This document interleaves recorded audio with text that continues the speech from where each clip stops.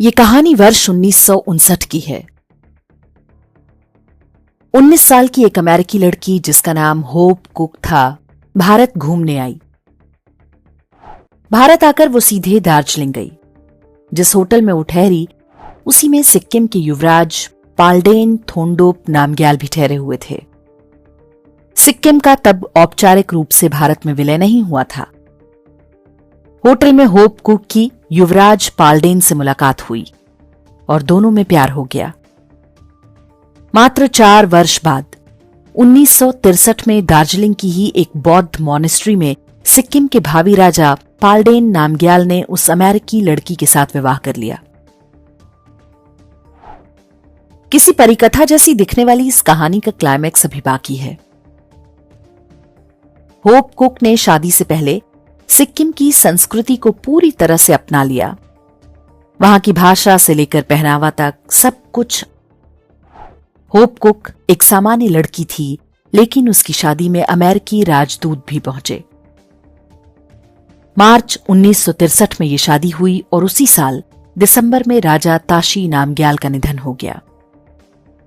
इसके बाद युवराज पाल्डेन नामग्याल राजा बन गए और उनकी अमेरिकी पत्नी होप कुक सिक्किम की रानी बन गई। होप कुक ने रानी बनते ही भारत के विरोध में जहर उगलना शुरू कर दिया। वो विदेशी मीडिया को बुलाकर इंटरव्यू देती और उसके बयान देसी विदेशी अखबारों में प्रमुखता से छपते। होप कुक ने कहा कि सिक्किम एक स्वतंत्र देश है, भारत हमारे आंतरिक मामलों में दखल ना दे। अमेरिका की लाइफ मैगजीन ने एक सशक्त महिला के रूप में रानी होप पर यह कवर स्टोरी छापी थी। सिक्किम के राज परिवार पर राजा पाल्डेन नामग्याल से अधिक उनकी अमेरिकी रानी का दबदबा स्थापित हो चुका था। कहते हैं कि अमेरिका सिक्किम में अपना सैनिक अड्डा बनाना चाहता था, जहां से वो चीन और भारत दोनों पर नियंत्रण रख सके। पूरे सिक्किम में अमेरिकी खुफिया एजेंसी CIA का जाल फैल चुका था, लेकिन तभी पूरा खेल चौपट हो गया। सिक्किम में उन दिनों जो कुछ चल रहा था उसके बारे में पत्रकार देवदत्त ने अपनी पुस्तक Ajit Doval on a mission में बताया है। इसके अनुसार सिक्किम की 70% जनता नेपाली थी। वे सभी भारत में विलय चाहते थे। उस समय IB के अधिकारी रहे अजीत डोवाल ने स्थानीय नेताओं से संपर्क करके राज परिवार के विरुद्ध जन आंदोलन खड़ा करवा दिया। यह असंतोष सिक्किम की राजशाही के अंत का कारण बना। भारत के समर्थन में आंदोलन तेज होते ही 1973 में होप कुक वापस अमेरिका भाग गई।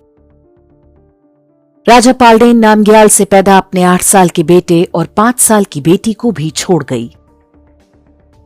अमेरिका पहुंचने के बाद उसने तलाक की प्रक्रिया शुरू कर दी। इस समय तक स्पष्ट हो चुका था कि होप कुक CIA की एजेंट थी जो अपने मिशन पर थी। जैसे ही उसे लगा कि अब खतरा हो सकता है, वो पति, बच्चे और देश छोड़कर भाग निकली। सिक्किम की यह कहानी भी लगभग उसी समय की है जब कैम्ब्रिज में राजीव गांधी एक इटालियन महिला एंटोनिया माइनो से मिलजुल रहे थे।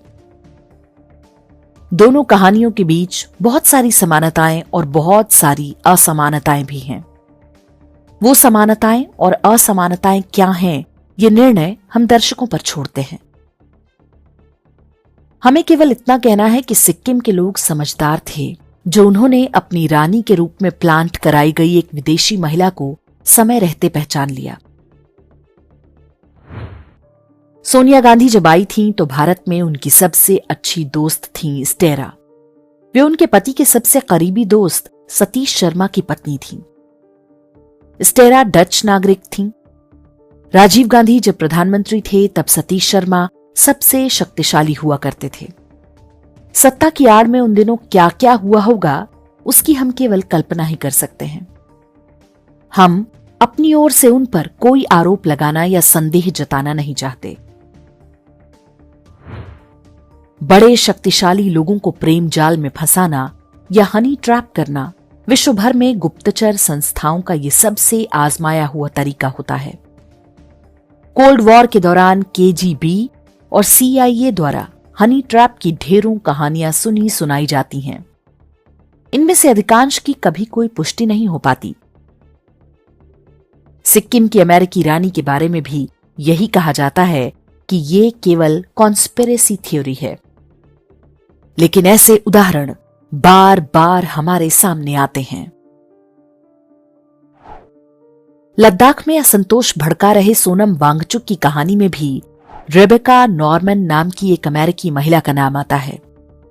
कहा जाता है कि 1992 में उसी अमेरिकी महिला के साथ मिलकर वांगचुक ने लद्दाख में शिक्षा क्रांति की, जबकि पूरे लद्दाख में 2018 तक एक भी विश्वविद्यालय नहीं था। सोनम वांगचुक ने उस नरेंद्र मोदी सरकार के विरुद्ध जनता को भड़काया जिसने दशकों से उपेक्षित पड़े लद्दाख में पहला विश्वविद्यालय खुलवाया, ढेरों विकास परियोजनाएं शुरू कराईं और लद्दाख को भारत की मुख्यधारा से जोड़ा।